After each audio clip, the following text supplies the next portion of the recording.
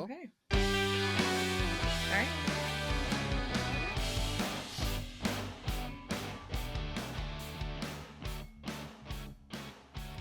Hello. Hello. And welcome back to another episode of Break Room Banter. It's a hairstylist adjacent podcast where each week Two friends who also happen to be hairstylists break down our weeks in the break room. I'm your host, Hunter Walden. And I am your co-host, Ericka the Red. And today we are going to be talking about a book. The one about the book Yes. with Miss Emma. Yes. And Emma is a salon owner, educator, mentor, and most recently an author. Arthur, you're an Arthur, just so you know. I had the pleasure of meeting Emma during her educator training, and I was literally immediately drawn to her as I walked in the back of the room, and she was actually presenting. I don't know if you know this. But I've never heard this story. Literally stopped in my tracks and sat down at the very back corner, and I just was in a trance listening to you do your swatch book story. And ever since that day, I have mimicked your swatch book story up until we just got the new swatch book story. So, okay. You have impacted my education career since the very beginning without you even knowing it. And I think you are going to extremely impact our industry as a whole with this book. Mm-hmm. It's good. Today, Miss Emma is here to It's share too early to be making me cry. I love it. You can go ahead. Emma is here to share with us today her book, Cut the Trauma, which is a bite-sized guide to hacking the soft skills with your clients. And it's really cool. I'm really excited to talk about it, but we always start each week off with our peak and our pit. So if you're new here, it's just a high point and a low point of our weeks, and we're going to talk about it. Yes, we are. And I guess I'll go first. Who's going first? I'll go first. Okay. So my peak is that my best friend works with me now. Yes. In the whole wide world. We met at cosmetology school orientation, and we have had very vastly different careers. Mm-hmm. She went more like low key, like super cash for most of her career. She specializes in vivids, so her clients are more like punk rock, laid back. And I went the like luxury salon, big, lots of people vibe. And that's never been her vibe until now. And now we're working together, and this was our first week. And so that's my peak. I loved it. Yeah. It was so much fun. I love it. And then my pit is like an actual pit for the state of Tennessee. Yeah. And it's the anti-drag bill. Yeah, it's so stupid. It's so stupid. I don't really want to talk about Me it because neither. It's literally just stupid. is very stupid and frustrates me. But that is my pit this week. Yeah. I haven't been able to like get it off my mind. Mm-hmm. So yeah, someone else go. Okay. I'll go. My peak would be, I had a good week. I don't know. I've been in a good mood. Maybe it's because best friend Emily's there, and it's just like, I don't know. Work's been good. It's been a little bit slow, which I would say is honestly probably my pit because nothing really bad haven't had a bad week. It's been good, you know. But yeah, I had a good week, but a slow week. A good mental health week. Yeah, that's a good way to put it. A good mental health week. My mental health is stable this week, so that's always a peak, you know? Wow, I sound like a crazy person. No. All right, girl, your turn. We're all a little crazy. It's okay. So I my peak is very on subject because, and I came prepared. I got my author's copy, like my proof of the book. Oh my really gosh. So it's I got to like see it and read it and then spend all of the money clicking the print button, which is a lot of money. Ugh. Yeah. So everyone, as you're but that was listening still to really this exciting. right now, there will be a link in the bio. Go buy this book. Yes. Go buy the book. And my pit is like my pit has been like an ongoing. I've been dealing with some crazy vertigo this week. Ooh. So like I'll just like lift my head and then be like, oh great, the room's spinning. Oh. Love that. That's always fun. Yeah. And by fun I'm being completely sarcastic, obviously. Oh gosh. Yeah, no, that vertigo is rough, man. Yeah. No good. No good. All right, we're going to dive right in. Especially not when you handle sharp things. Yeah. What happens when you like? Do you have to call your clients and cancel? I've been able to pretty much work through it. I just kind of like, because it goes by so fast, so I like just take a second, like, I'm gonna reorient. All right, and we can go again. Yeah. Whoa. Is there anything that can be done for it? Like, is there medicine or? I was about to say, well, mine's because I'm coming off of a medicine, so it's time and water. Yeah. Lots of water. Alkaline water. Just kidding. I do. I actually, Listen, I'm so inside joke. bougie. I'm so bougie. I got an alkaline water system for my salon. See, Hunter, I'm not crazy. I am not You crazy. guys and your alkaline water. Nature bitches, okay? It's all y'all. Alkaline nature bitches. I'm dead. I love it. This is too fun. Okay. So let's just dive right in. I can't believe. First off, that book looks so cool in your hands. It does. Because we've only seen like a printed cover on Amazon, and it's like in your hands in real life. I'm so proud of you. That is such an achievement. I hope you're proud of yourself. I'm trying to be. I mean, it feels like an underachievement. Like I feel like I didn't go hard enough, but I think that's just you took the overachiever brain. I don't think you ever turn it off. Ericka, I feel like I'm talking to you on a computer screen. I was just gonna say that while I'm looking at you. This is gonna be great. Y'all are gonna vibe out. Oh, I love it. Let's take just a quick break and then dive into the concept. Okay. Yeah. Ergo styling tools exist to create hair styling tools that are easier to use, ergonomically friendly to the body, and deliver longer lasting, shiny hair. Originally started as Ergo Research Inc., a research company to help hairstylists who were in pain after a day in the salon. What we've learned now allows everyone to look and feel their best every single day. For nearly 30 years, leading hairstylists and salons have chosen Ergo styling tools for professional use and offer them to their clients to keep their hair healthy and beautiful at home. You can choose Ergo styling tools and choose longevity in your career and healthier and shinier hair, and get 10% off by using code HUNTER in all caps at checkout. So go to www.ergostylingtools.com and use code HUNTER. Make sure it's in all caps for 10% off your order. Yeah. Sex this year? I mean, I think everybody does, Hunter. Well, I know someone who can help. AdamandEve.com is a sex-positive site where you can find almost anything you desire. Listeners of this podcast will receive 50% off plus free shipping. Not only that, you will get some extra sexy bonus items as well. We cannot forget to mention that everything will be packed and shipped 100% discreetly. Just use code BRBPOD at checkout for 50% off and free shipping. And your extra sexy bonus items. Oh, go to AdamandEve.com. Use code BRBPOD. And make 2023 sex the best sex of your life. Oh, yeah. Okay, so now we're back from our break. Let's talk about the concept. The book opens up with the sweetest letter. Yeah. From your sweet, sweet, sweet husband. It literally almost made me cry. Right. I was like, dang, I got off work and I thought I was going to be like relaxing reading this book. Right. And now I'm tearing up a little bit. Crying. But I loved the dad joke, and we're just going to slate this episode for success. Yes, we are. And talk about the concept of this book. And Ericka, go ahead and talk. Or actually, Emma. Emma, I want to hear from you. Like, what in the world possessed you to write this book?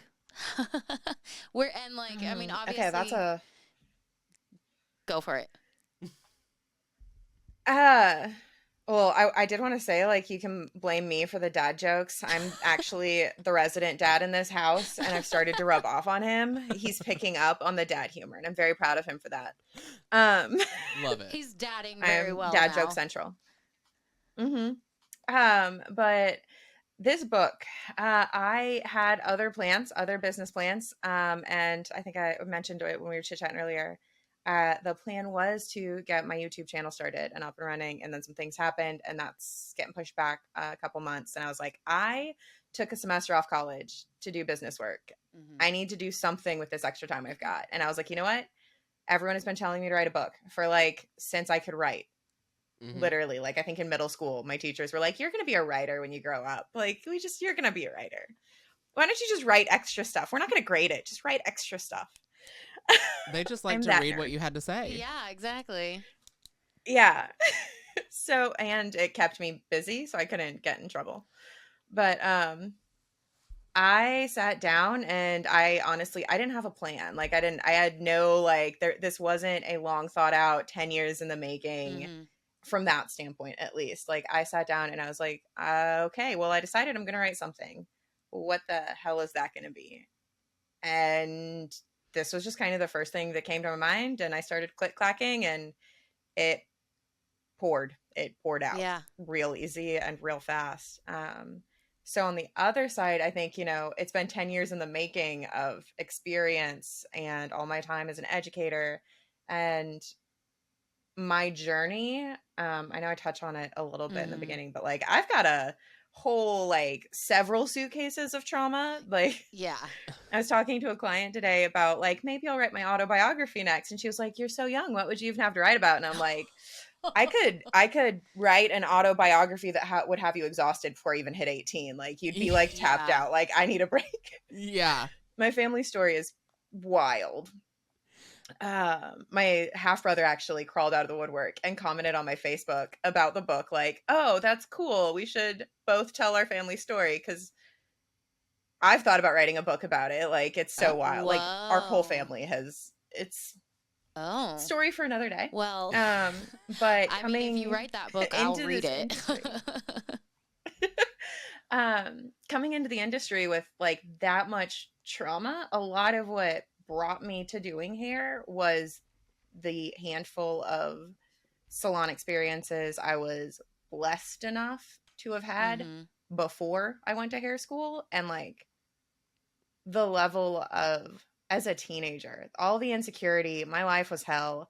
I was going through it, and my aunt decided to kind of go behind my dad's back and take me to a real salon, because up until that point I was great clips, supercuts, all that stuff. And you see these waves, like people still struggle with how to cut my hair.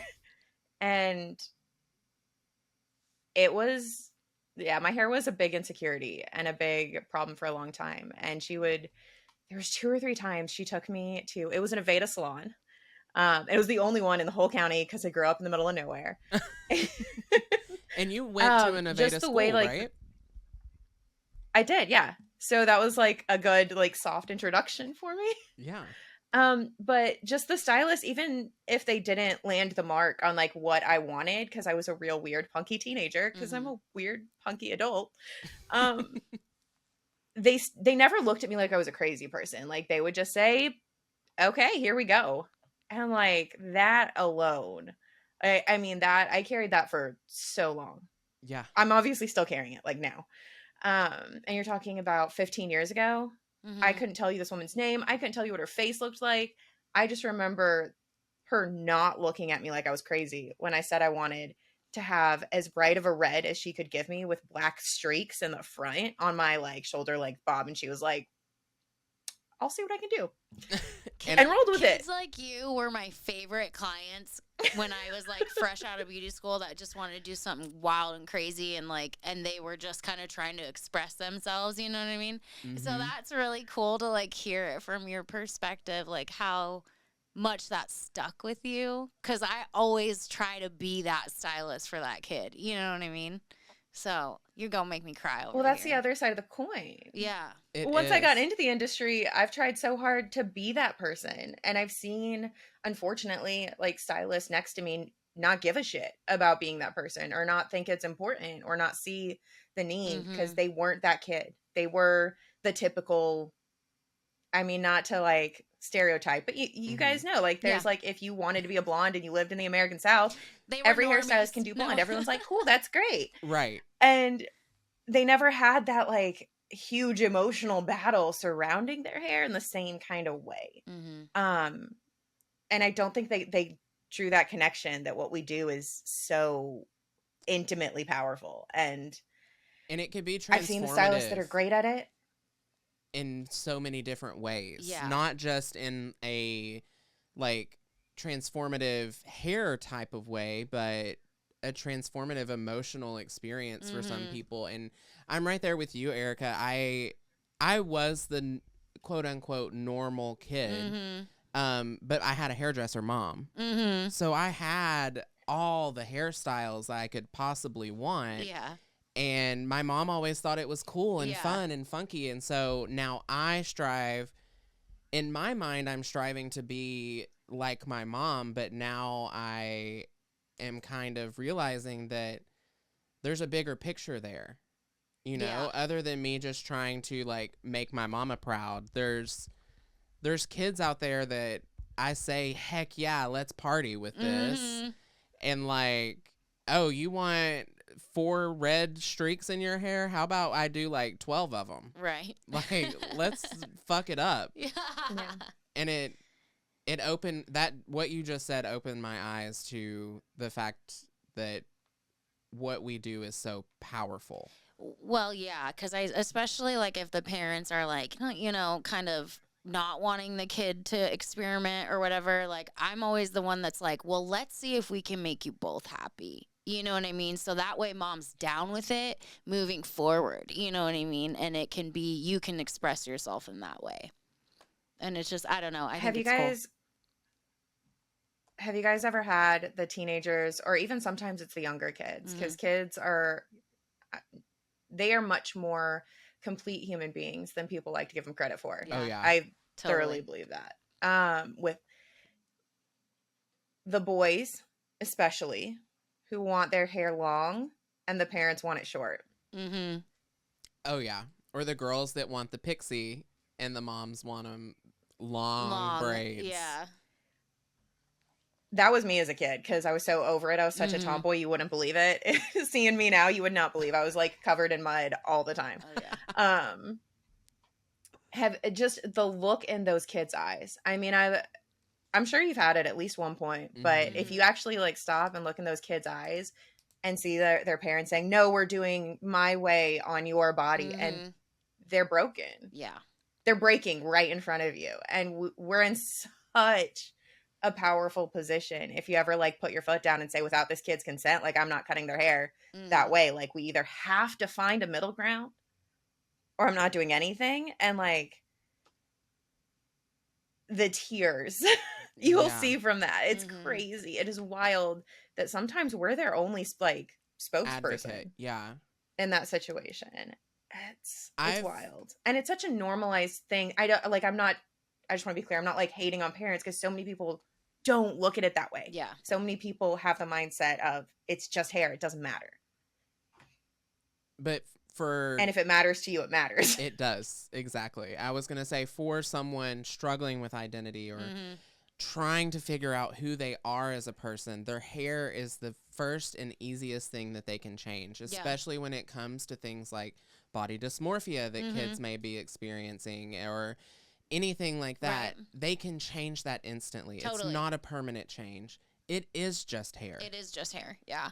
Let them cut the hair off. Right. Let them grow the hair out. Well, I always think, I'm like, you know, you need to let these kids express themselves in some sort of way that is safe. Like, yeah, your hair always grows back, you know, because otherwise they're going to be angry and they might go and get themselves in some dangerous, real trouble because they're feeling unheard and unseen. You know what I mean? Just in like any situation. Yeah. You know?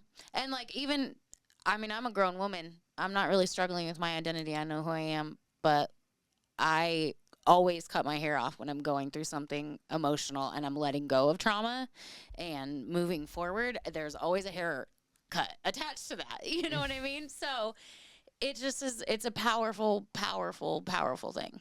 Absolutely. And I feel like us talking about this goes great into the first letter of this acronym, which is sanctuary. Yes. And Emma, tell us, like, what does creating a sanctuary for you mean? Because I know you've worked, like, I kind of know a little bit of your, like, salon history, and I know your most recent last salon is very similar to a setup that Ericka and I are working in. It's lots of people, hustle, bustle, the whole nine.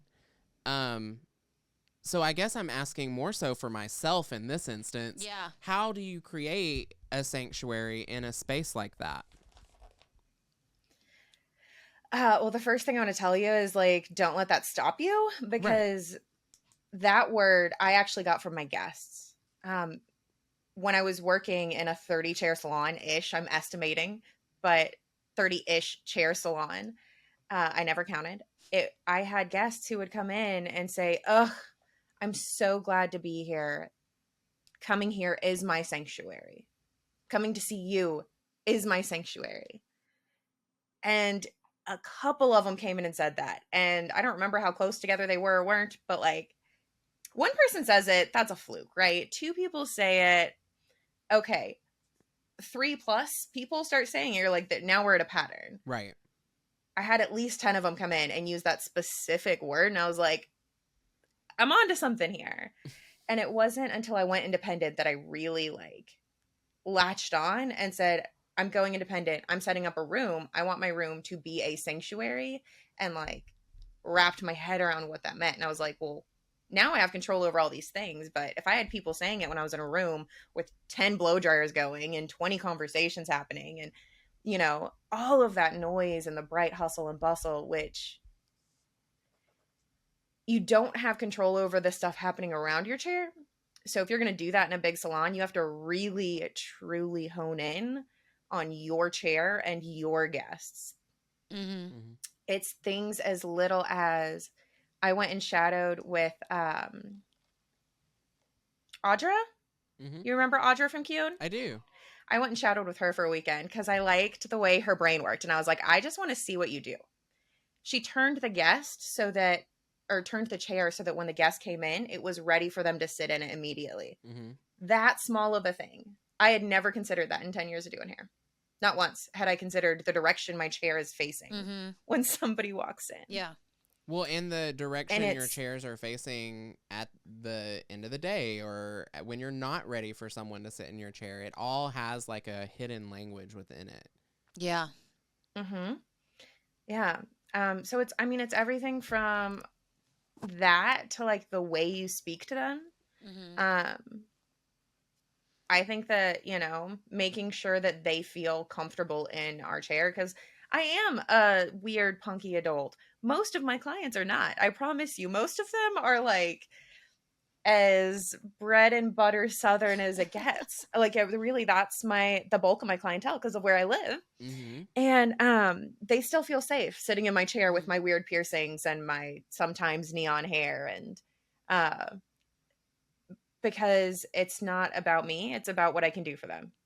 And when you shift that, like, nothing about my chair has to do with me. It doesn't. The only thing that does have to do with me is making sure that I feel solid enough to take care of you. And it's motherhood. That one I learned from being a single mom. Can't pour from an empty cup. Yeah. So go build your own sanctuary first. Like, you have to have your own sanctuary. You have to feel good in your own space. Once you feel good, you can help them feel better. Yeah. That one is strong. Once you feel good, you can make them feel better. I love that. And you've already touched on it, but we have like quotes written down from the book, and one of our favorites was, the most important aspect of heart healing for our guests is healing ourselves to be fully present for them. Yeah, and that one hit me hard. You can go ahead, or do you want me to finish? Go say what you're saying. I feel like in our industry, everyone always says no one cares about you. You are there to take care of the stylist. But what you've done is take that a step further and say, yeah, you're right. The client might not care about you, but what is important is that you take care of you so that you can take care of them the best way that you can. And it's just such a non-toxic way of saying that your client comes first in the salon, but you come first when it's your time. I mean, like I said, motherhood taught me that lesson 100%. I was a single mom working a crap ton of hours trying to make it in this business, which y'all know is hard. And I realized one day that I was a shit mom because I was doing too much for everybody else. I was doing for the salon. I was doing for my son. And when I started stepping back and taking time to take care of me, all of a sudden I was a better stylist behind the chair. I was better for my kid. I was playing with him. I was back to like having those happy memories. And it's the same principle that like, it's not about you. It is not at all. When you're in the salon, it's not about you.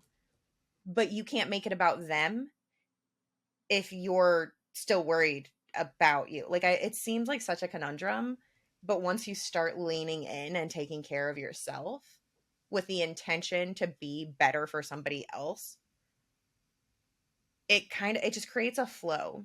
It really does. You improve for you and you'll want to be better for the people around you. And then the people around you will see that and start treating you better. Mm-hmm. It's so cyclical. It's silly. You had something to say, Ericka? Not anymore. Oh, Not I anymore. thought she was starting to leak from her eyeballs. You would make me about to cry over here. I'm not gonna lie. I feel like I'm really in the midst of kind of a lot of what this book talks about personally. I'm growing through right now. And I think anybody who listens to the podcast and then reads your book will be like, no wonder she said that, you know? But yeah, it's true. You have to take care of yourself before you can really take care of anyone else. And once you do that, just like you just said, everything falls into place. So I don't really feel like I have anything to add to that other than it hit me right in the gut. It's the airplane policy, girl. What? What's the airplane? It's the airplane policy. What is that? In an emergency, you have to put your own oxygen mask on before you help others. Duh. Because you can't put somebody else's oxygen mask on if you already passed out. I'm not gonna lie, that's the part I don't listen to on the plane. I got my headphones in. I forgot it. I memorized it like I 20 know, years ago, right? so Well, like I don't listen anymore. totally. I just know it. Right. We're gonna have to take another break before we go in. The next letter in the acronym is L for SLATE, and I'm just For saying listen? words because I am trying to fill empty space. Okay, So, sorry. Um, And I'm just letting you. So the Go ahead. next letter is Take L it. for listen. Which I'm just gonna read this first paragraph, okay? So Do it it. says, is that okay with you, actually? Let me ask. Okay. ask the I don't- author. Yeah, go ahead. Let me ask if I Go can read for it. this. So it says, this sounds simple, almost too simple probably, and that's because it is. Listen to your guests, except it isn't, or everybody would be doing it. The skill of active listening is something we can all improve upon. When you listen to them and truly hear what they have to say, not to form your response, you will understand their needs significantly better. The difference is palpable when you're on the receiving end of this treatment. Listening is a simple concept and is a surprisingly challenging task. And I just thought the part that stuck out to me in that first one was like, yeah, it's one of those things. Remember I said the other week, I was like, it's simple, but it's not easy. Like there's a lot of work to get to the place where you can do that. But once you do that, you're in a better spot, you know? Well, and what's funny is I casually threw in a quote from you with a client the other day because I had done this really fun, vivid color with like bubbles, and I posted it on Instagram. But my client said Anne Frank would be so proud. She meant Lisa Frank. But I said, you know what? Anne Frank would be so proud. And Ericka was standing beside us, and she goes, what did y'all just say? And I said, you know what? At least I'm active listening. It's one of the hardest parts of our industry.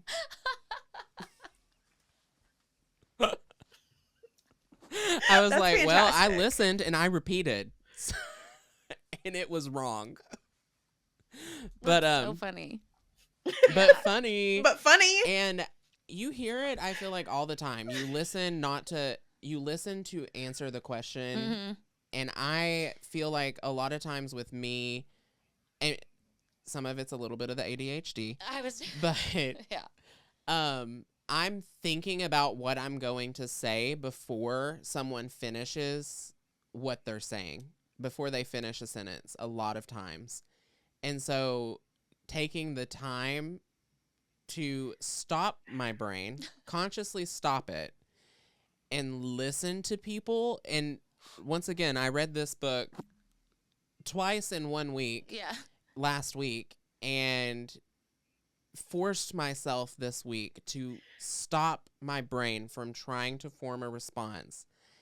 And I really do feel like I did better this week. Good for you. Like, every single one of my clients got exactly what at the end of their service, they said, this is exactly what I was thinking. This is exactly what I told you to do, except for I didn't know how to say it. And I was like, I started translating what they were saying instead of trying to form a response. Girl, you impacted me. I love it. I'm so proud of you. You impacted me hard with that one. So what does that mean for you?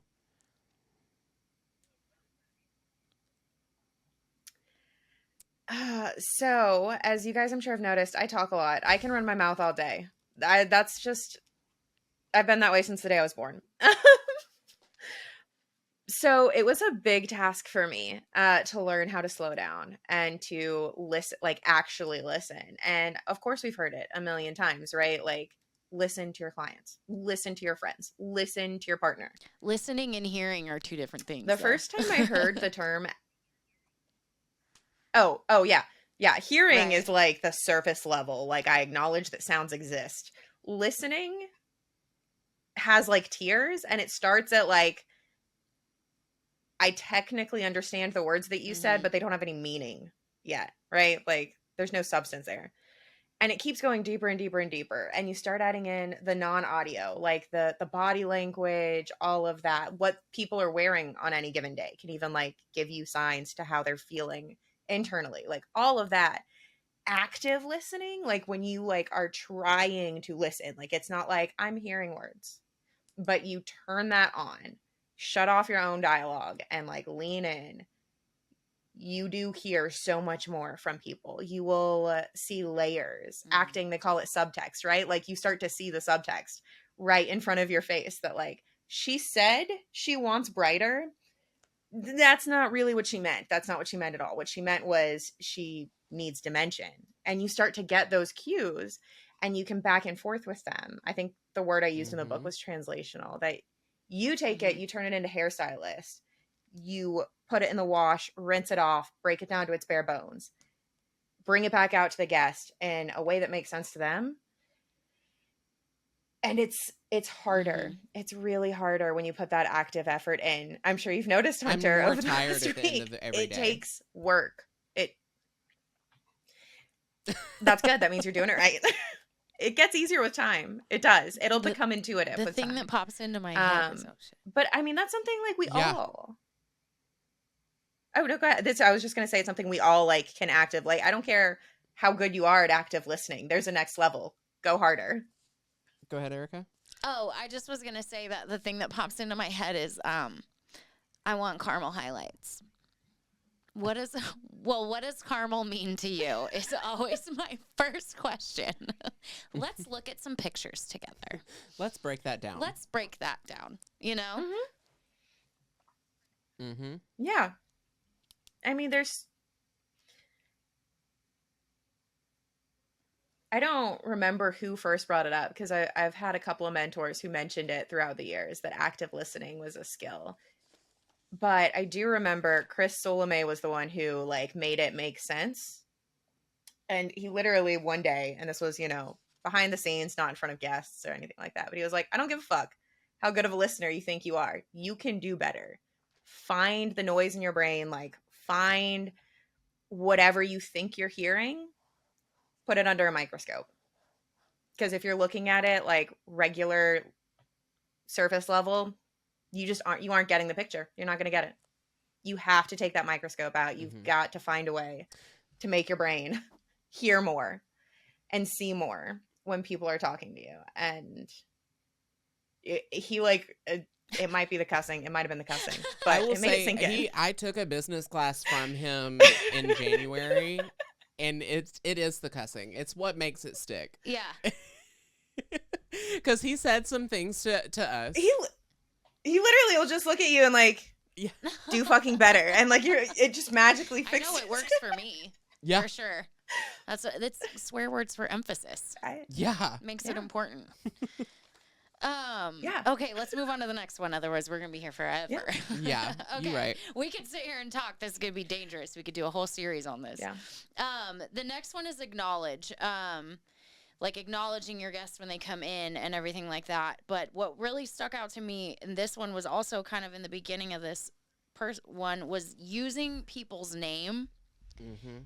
Talking to them by, like, I am the queen of saying, all right, babe, hun, darling, you know what I mean? And this hit me because I'm like, you know what? No, you need to be calling them by their name, you know? It does make people like you. I've heard that before, but I mean, maybe it was the cussing, but it stuck. This really hit me this time. And what's funny is it didn't hit me the times that I read it until you just said it out loud to me, and I'm like, I do say darling, honey, babe, sweetie. I do all the time. And so I'm going to actively really try. Look, we're all from the South. Those are going to happen. I'm not, but I said it anyways. I was going to say, yeah, she's the West Coast gal. Yeah, we're all from the South, but yeah. Oregon. Oh, okay. Well, it being make names the majority. If you like make an active effort to be like, as often as I can fit your name into conversation and not be creepy, right? Like there is a line. But as many times as I can say it and not make it like I'm just sitting here going, hey, Ericka, do you want to go somewhere? Ericka, do you have feelings today, Ericka? Don't do that. That's creepy. Yeah. Yeah, as many times as you can use it effectively in a sentence, it makes people feel so good.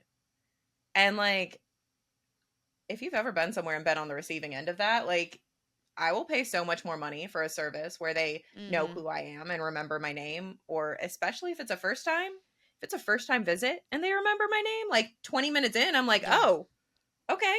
Like, I'm impressed.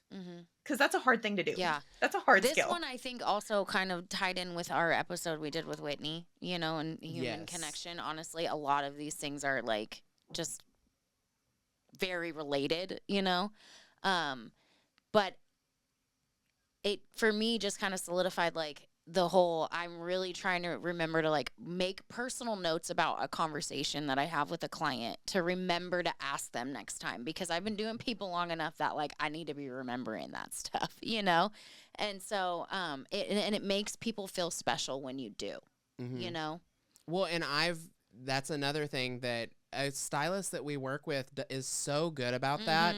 She will write down, like, you'll see glaze formula 10.17 in beige, likes Sonic hot dogs, likes horses, like a couple of things in there about that person. And this week, once again, after reading the book, have been trying to, there was one client this week that she was like, whoa, you remembered that. And it was because I wrote it down, but trying really hard to bring those things up. But isn't it, that's the thing, is when you see the little quick note, it triggers a memory in your brain, and because then you're like, oh yeah, I remember that conversation, and then you can, like, you know, it doesn't have to be. And let me tell you, it's a lot less awkward when you start writing those notes down than whenever you're like, oh, how is so-and-so and da-da-da-da-da, and then they're like, wrong person. You mean this and this, and you're like, oh, right. Yeah, I remember that conversation. And it's also better than weren't you doing something big last time I saw you? You know? Yes. You want to know a secret? Writing it down is like the best hack, because it's twofold. There's no shame in that, right? Like there's no shame. Most industry professionals have what, 250 guests a month on average. That's a lot of people. We hear stories all day long. When you write it down, you're more likely to remember it. Just by taking ownership and saying, I am putting this, whether it's typed into a computer or handwritten, like I am acknowledging this information. It's a second connection through your neural pathways. I'm getting so nerdy. I'm sorry. But like it actually helps to solidify by having another avenue through your neural pathways of that information. And then you get a third one when you go to open their file and you read that same information. So you are, by writing it down, like you're hacking your brain. There's no shame in that. None of us are going to remember 250 people's names, husbands' names, wives' names, children's names, favorite sport, favorite cup of coffee. Like we're just not. Write it down. It's okay. You're helping your brain do what you wanted to do when you write it down. Like, totally. Go for it. For sure. And that's something that I kind of on my own have come to. I'm like, I just have to write this down. Like, I just have to accept that I need this for my brain and there is no shame in it, you know? Yeah. But so here I am and it's helping me, you know? So do it. And on the other side, clients don't care. They don't care that you wrote it down. They care that you took the effort to write it down so you would remember. Yeah. It's still the same result. You took the time to care enough to write it down. Wrote it down. They ain't gonna see your notes. Yeah. I mean, like, if you really want to think about it. Camera. I look at my phone while I am mixing color, and I tell all of my clients, hey, I'm gonna look at my phone for a minute because my memory is awful. So I have no idea what I did in your hair last time. So my clients know, there's no way I'm gonna remember it. Because my memory is shit. Well, and I like just kind of like wrapping up the acknowledgement part. You said that people are more likely to like you if you use their name. And the quote that hit me hard on that is, good thing is likability is a learnable trait. That was one of my favorites.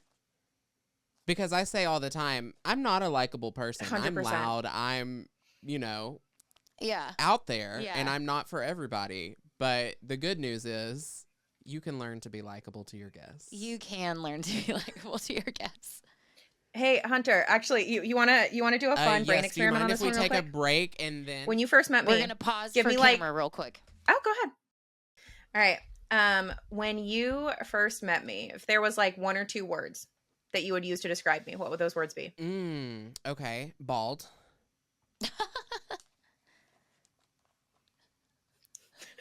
Okay, but you can not courageous. Physical descriptors, personality, like feelings. Courageous I gave you. And warm. Courageous. Okay. Anything else? Do you want to know what the number one word? And it's like it's the flip side of sanctuary. I have heard throughout my entire life is intimidating.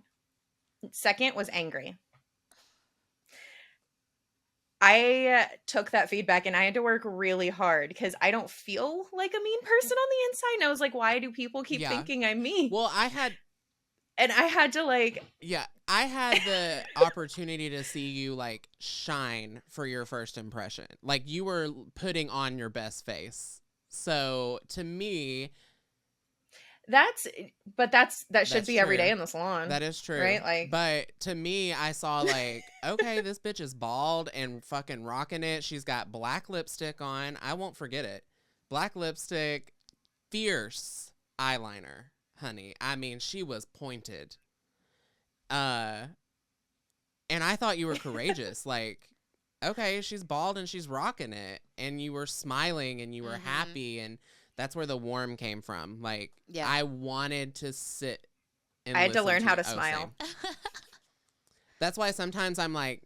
That's another part of likability. Well, you have a great smile, Hunter, and so do you. So you guys did good. Thanks, we grew them ourselves. Good job. You learned likability great. As we're both like... Okay. Next so one. Acknowledge. What are we at? We're at treat. Okay. For T. SLATE. So treat. And this one I love too. Really focuses on like honestly kind of like the small things and the little details, like I like how you're talking about I don't advertise that I keep snacks on hand. Some stylists do, but if someone is in my chair for 4+ hours or seems to be getting pale, I offer them a small snack. Like something that like is a small little detail, but that's going to be so much that's going to elevate their experience so much if they're like, I'm so hungry, and you're like, hey, do you want some pretzels or something? And they're like, oh my God, yes, thank you, please, you know? Mm-hmm. They make it through their long appointment. They're not starving. They're enjoying themselves. Well, and you want to know something else too? I noticed you have been offering your guests beverages for the last 2 days, and I know that you read this book 2 days ago. Yeah. We have ran through 3 boxes of wine this week from Ericka and I alone. I have only given out 1 glass of wine, but lots and lots of water. Oh, well then maybe that's me. Yeah, that's you. I've been like, you want wine? You were like, no, white, red, white, or blush. I'm serious. Red, white, or blush. I heard you say that today. It's the book. Right. I love that. Look at you teaching us stuff, reminding us to be good at what we do. The other one that stuck out to me too. Well, y'all are better than I am. I won't do alcohol. It's provided for us, I was going to say, we don't have to I don't buy do alcohol it. in the salon. Exactly. Oh, it's not. I just like, I don't know about y'all. My people are too crazy. I don't need to act. Sometimes it does. I gave my last guest today, I gave them a glass of wine, and I thought that the bottle was more empty than it was. So I just like poured it, and I wasn't paying any attention. It went to the brim, and I was like, well, can't put it back. And, got a big glass. I gave it to him, and I went to the back, and I think I was eating my lunch and like prepping for this episode. And he sent me a text message, and he said, not me tipsy at the salon right now. Will you come out here? Is that why he was like, y'all cannot be giving me wine? Yeah, he was like, will you take this from me, please? He's And like, can I also please have 2 bottles of small water? I was like, oh, sweetie. Yes, I'm sorry. Yeah. I'm sorry. But no, I mean, even like I've been offered wine at salons and harder beverages, which I always like the people who serve like tequila in salons. You're bold. We have a lady that brings her own tequila. Sirs and ma'ams, like but like just having the water on hand, like, right? Such a simple need. Like just make sure you can offer them. Like, here's a little thing that I know you need. Right. I know you need. So let me take care of it for you. Well, they might need the wine too. Some people do. Yeah. Right. That might be. Well, and I don't think that this is necessarily true, but forever ago, when I worked in a salon that offered wine, one of the my mentors in the salon said that, well, if they drink wine, their body temperature warms up and they process faster. So do with that what you will.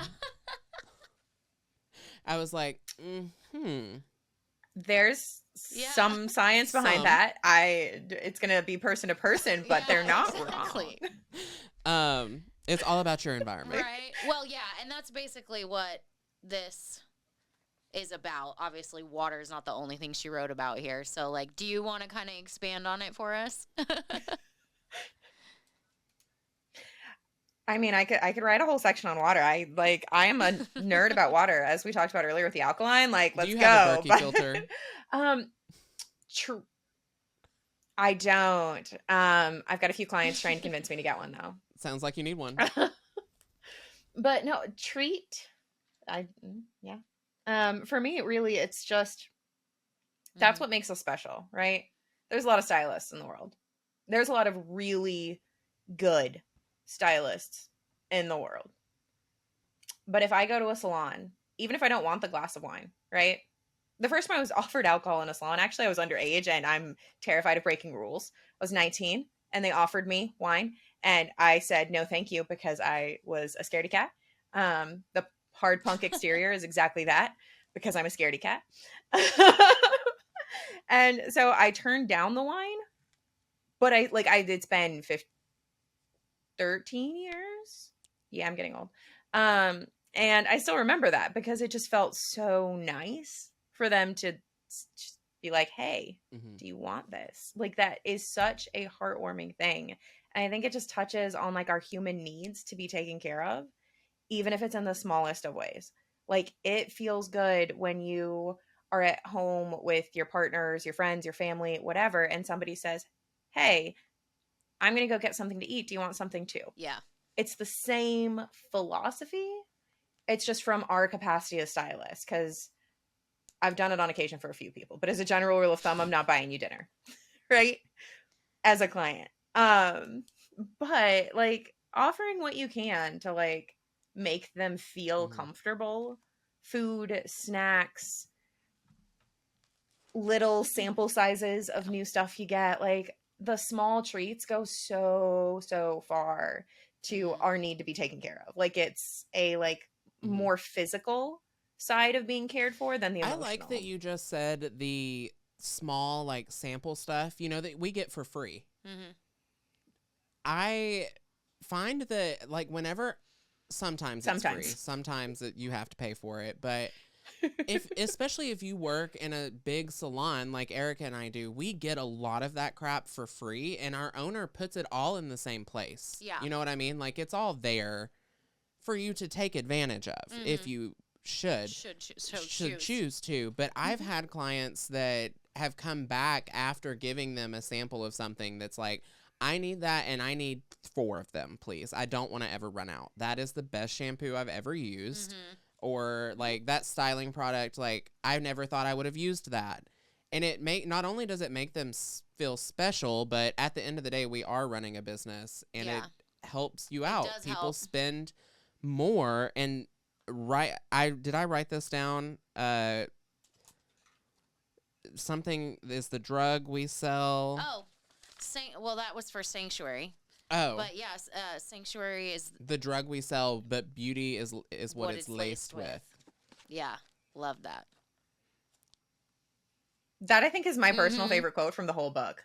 Like, I feel like that's my mic drop moment. I could have not written another word and like still. I think, you need that like plastered upon something, a billboard or something. It would be a good neon sign for the salon. Laced with beauty. Yeah, I mean, look, okay, there's been a lot of conversations around drugs in my life. It was on the brain, legal mostly, but it's true. It's true. Sorry, fentanyl's on the market. My husband's allergic to marijuana. Like, yeah, we talk about everything top to bottom. So, yes, allergic. Like, actually allergic. That's really funny because Bradley is too. So Is he really? Yeah. I didn't know that. It's funny. Bradley was the only person I've ever met that's allergic to it. I knew somebody who was allergic to it. Oh. Yeah, back in the day. But anyways. But yeah, I really like when you mention like, yeah, it's a business, we want to make money. I feel like part of what drove me to write this is that I have seen so much resistance in this industry to giving more to guests, because as stylists, we give so much of ourselves. But when we give more and we do it the right way, right? Like when you set boundaries and take care of yourself first and then give more, you can make so much more money from doing that. So much more money. Like, they're going to want to come back to you. They're going to want to buy more products from you. They're going to want to try the new product that you put on the shelf because you took the time to set it up and make it look pretty. And that is its own kind of treat. Like, it's a visual treat when you set up a pretty display, right? It's not just about looking pretty. It's about creating a positive emotion. And people spend money when they have positive emotions. So like, it's, you get the ball rolling and then it starts to come back to you. And when you make more money, you have more resources to do more stuff for them. And then you see how this snowballs? And then more money, and then more resources, and then more money. Yeah. I love that. And I am about to take this visual treat moment to the next level in the salon. We all have a table next to our station. Yeah. Granted, it's where purses go, but there is a way we can make a visual treat for our guests at our tables, at our stations. I like that. I believe in you. I'm going to tag you in a picture. So let's just wrap this up because we have one more letter in the acronym. And I like that it's the last one. You might have saved the last one for the most important. And it's excel. The word means so. Yep.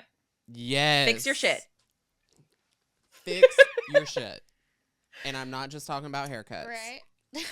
Mm-hmm. So go ahead and expand on it. No. Excel. Oh, okay. So I could, all of the soft skills, right? They're important. They're important. They matter. None of it matters if you're doing a shit haircut. None of it matters. I think the example in the book I used is if your flat iron's broke. You can't, like, if you're bad at something, go get classes on it. Find the education. Fix that problem. If you have something broken in your salon space, whether you have control of it or you need to harass your manager into oblivion, fix that problem.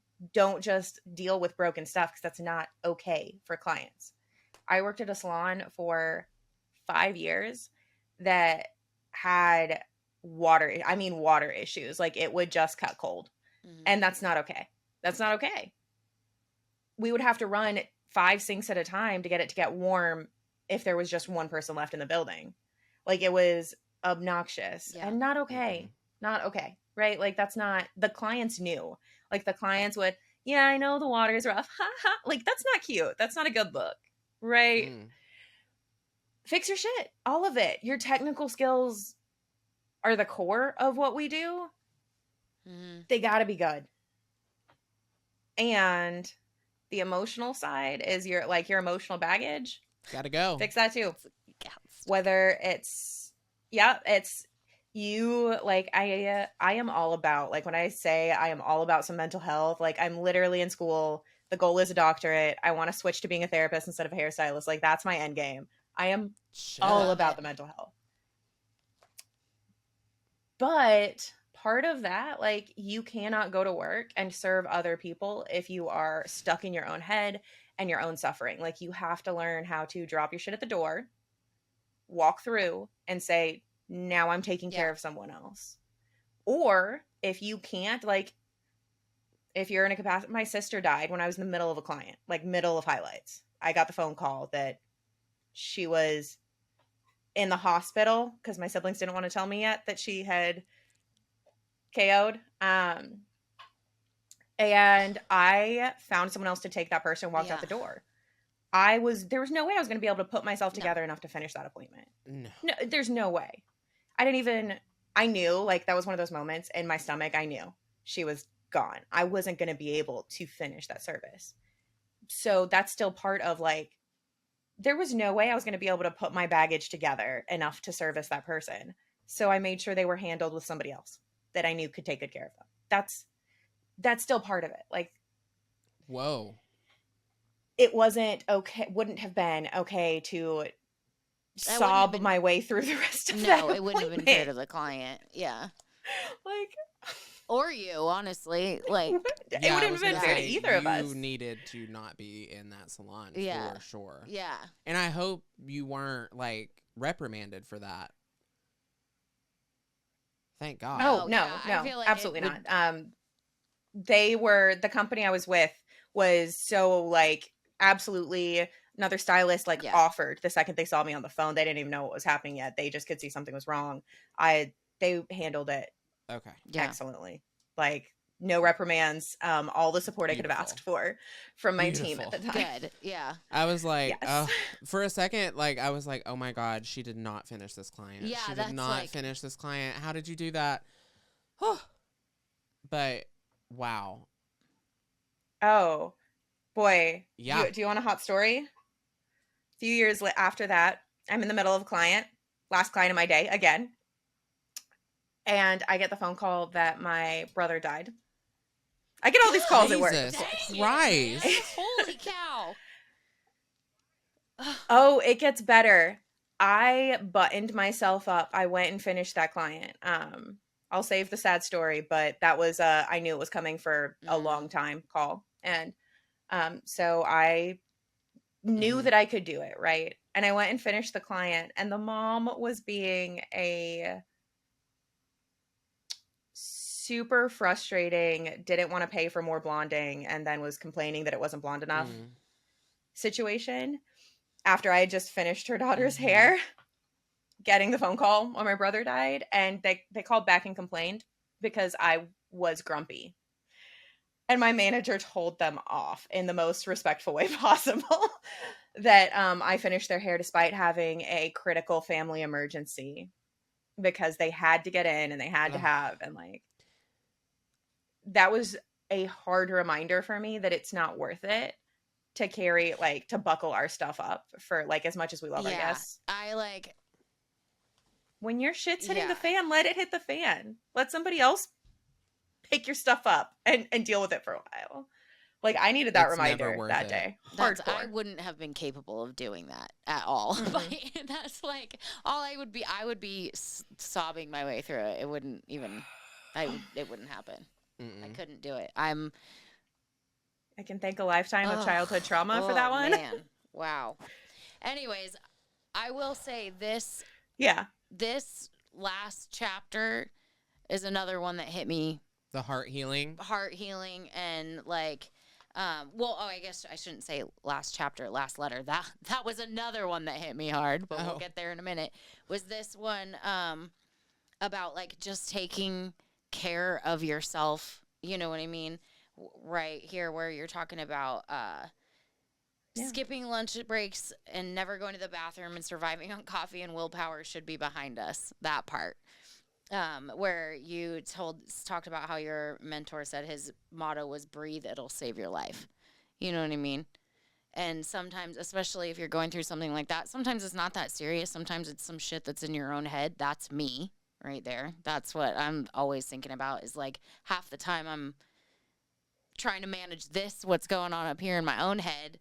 And if I could just take a breath and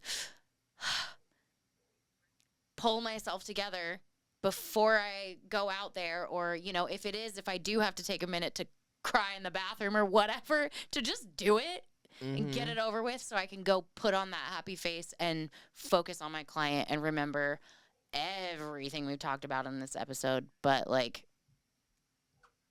yeah, mostly that, you know? Yeah. Well, there's two things I want to say to that. Take it away. Oh, first one, absolutely. Like, taking a minute to put yourself together is way better than showing up discombobulated and disheveled. 100%. Thing two, do you know what they say about silence? It's deafening. I don't know. What do they say about silence?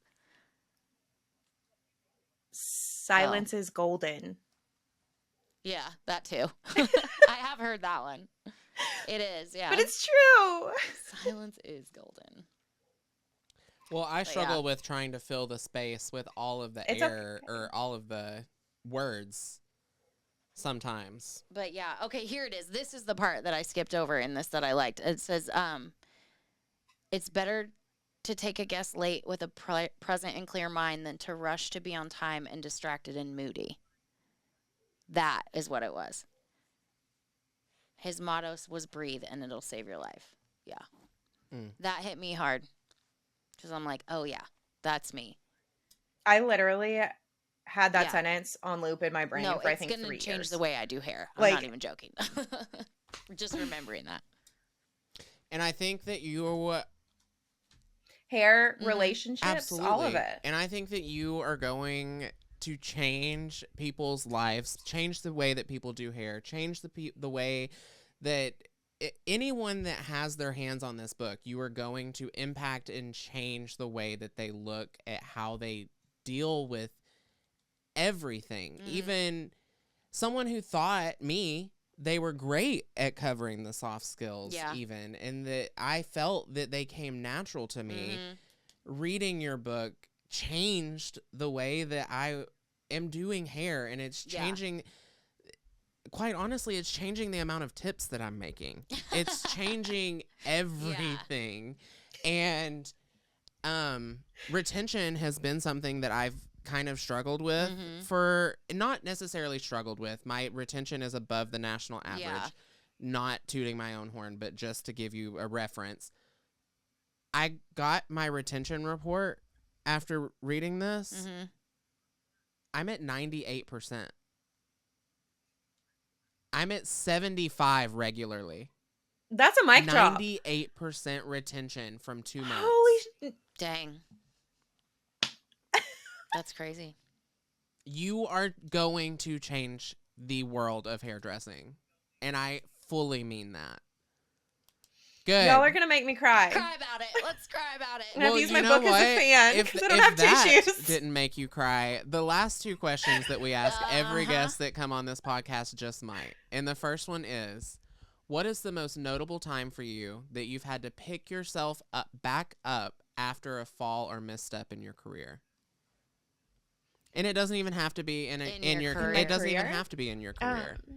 Just the most notable time that you have had to pick yourself back up after falling. Oh, I'm about to be sobbing like a baby because the first thing that comes to mind is like the thing that changed my life. At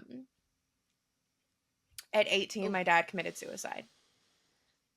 And my mom was never in my life. She's batshit crazy. I mean, batshit scary crazy. So, like, she's a terrible person. I met her. She's awful. So, no mom. My dad committed suicide because I told him I was going to move out because I couldn't afford to do anything. He was struggling. It was 2010. Life was hard. January 2011. Because, you know, the last big recession, right? So, at 18, I'm on my own. And my siblings disowned me because they blamed me for a suicide. Well, I was still trying to figure out, like, I had to deal with all of my dad's stuff. Who the hell, at 18? Like, so I had to figure out all of life. And next thing I knew, I was in hair school trying to say, like, well, I have to do something to pay bills. Right? So that's why the dedication is for him. I have goosebumps over my I'm going to take right a second. Now. Wow. This makes this book 10 Waterworks times are more going. special. Yeah. And the dedication alone struck a chord with me in a different way. But knowing like what it meant for you. Yeah. And knowing what it meant for me when I read that just goes to show to me that your words and how I keep saying you're changing, you're going to change. Your experiences are going to help so many people. And I've said so many times I'm not an emotional person. I know, but I can see it on your face right now.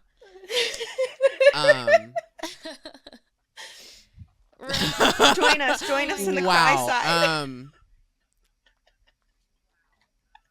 Wow, you are so special. You are so special. And this is, like I said, it's going to mean something different for everyone that reads it. And I think everyone should listen to the last 10 seconds of this podcast just to know how much it meant to you. Yeah. Because it makes it that much more special. Wow, wow, wow. Let's take a second before we ask the next question. Okay.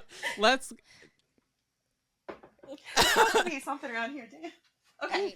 Paper towels. Okay, let me check that.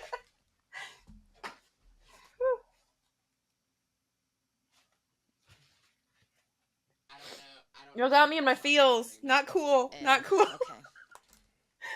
Hardy foul. I really hate to break the mood here, but I don't know how long we weren't recording on our camera, but we're going to have just your face for all of whatever that was. All of that. Sorry. Okay, that's fine. I'm expressive. I look like a cartoon beautiful. half the time. You're a pretty crier. That's the most tears we've had so far. It's the secret is having a shit ton of very well set makeup on your face. Because that shit's not moving, Right? bitch. You're good, girl. All right. I like feel almost guilty asking the next question because I like don't want to go after that, but it's All right, let's go. No, okay, we're cool, gonna lighten the cool, mood. cool, It can't go down cool, from cool, here. cool. So what's question number 2? So countering that, can you share a moment with us where you've surprised yourself with something you've been able to accomplish?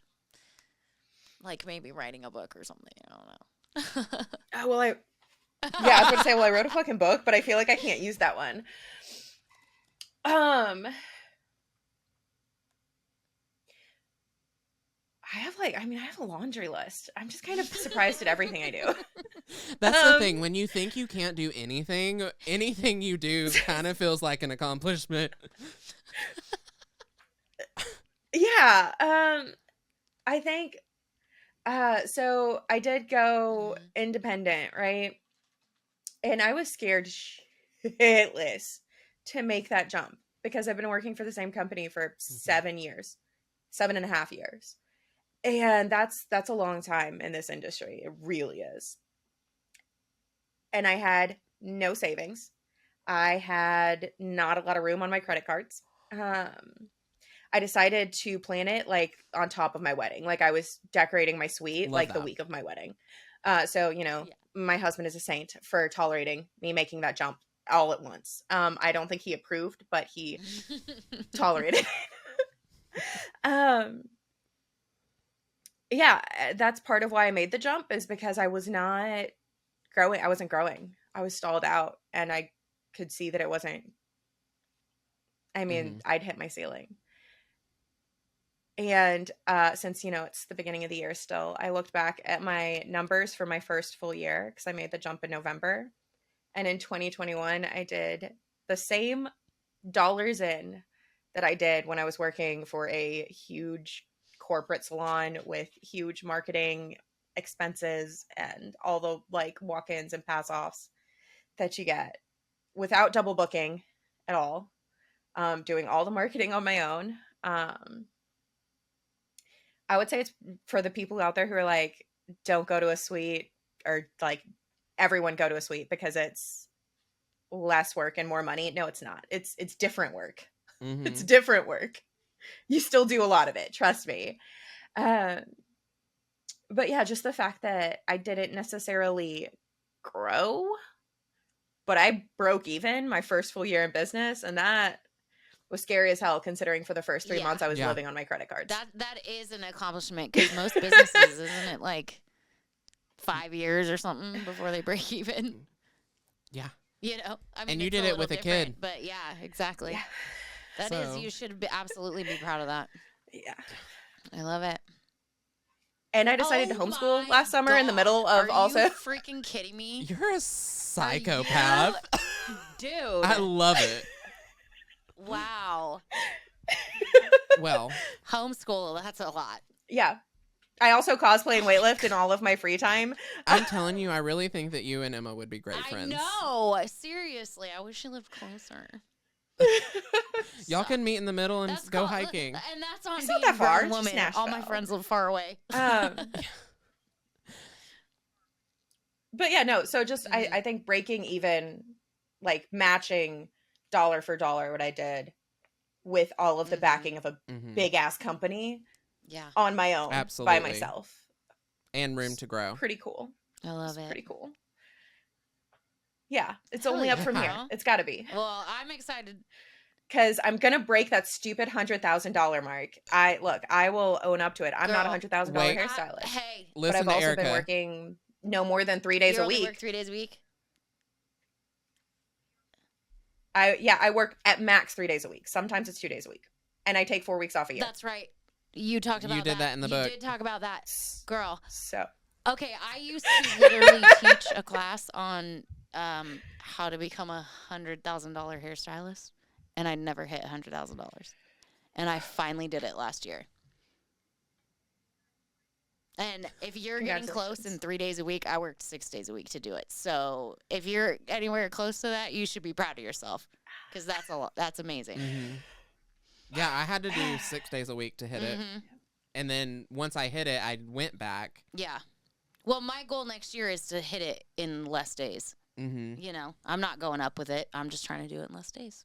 which is technically up. So Yeah. I like it. Yeah. That's still more money.